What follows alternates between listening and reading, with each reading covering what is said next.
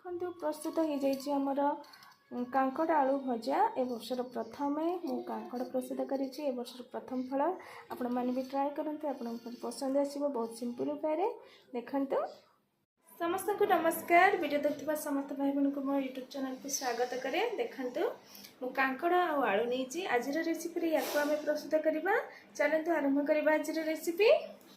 ମୁଁ କାଙ୍କଡ଼କୁ ଏମିତି ପତଳା ସେପ୍ କରିକି କାଟି ନେଇଛି। ଆପଣମାନଙ୍କୁ ଯେମିତି ପସନ୍ଦ ଆମେ କାଟି ନେଇପାରିବେ। ଆଉ ଆଳୁ ମଧ୍ୟ ମୁଁ ସେଇ ସାଇଜ୍ର କାଟି ନେଇଛି, ଏମିତି ପତଳା ପତଳା କରିକି ଆଉ ଧୋଇ ନେଇଛି।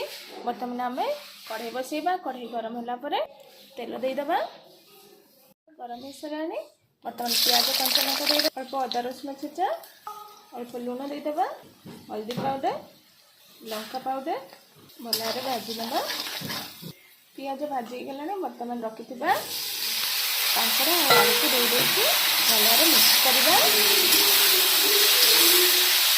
କଭର କରିକି ଲୋ ଫ୍ଲେମ୍ରେ କଷିବା।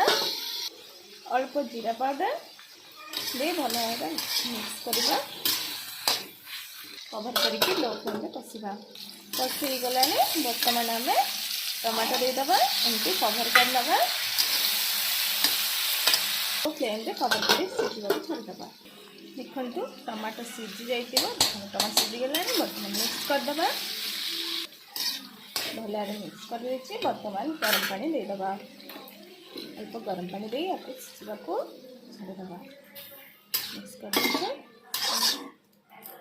କଭର କରିକି ସିଝିବାକୁ ଛାଡ଼ିଦେବା।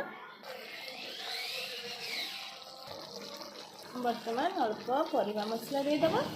ଭଲ ଭାବରେ ମିକ୍ସ କରିବା ଆଉ ଶୁଖିଲା ହେବା ଯାଏ ଭାଜିବା। ଦେଖନ୍ତୁ ହେଇ ଆସିଲାଣି। ବର୍ତ୍ତମାନ ଏହାକୁ ପୁଣି ଶୁଖିଲା ହେବା ଯାଏ ଭାଜିବା। ଦେଖନ୍ତୁ ପ୍ରସ୍ତୁତ ହେଇଗଲା ଆମର କାଙ୍କଡ଼ ଆଳୁ ଭଜା। ଆପଣମାନଙ୍କୁ ବି ପସନ୍ଦ ଆସୁଛି ତ ଆପଣ ଏହି ଉପାୟରେ ପ୍ରସ୍ତୁତ କରନ୍ତୁ।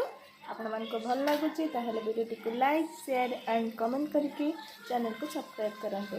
ଭିଡ଼ିଓ ଦେଖିଥିବାରୁ ବହୁତ ବହୁତ ଧନ୍ୟବାଦ।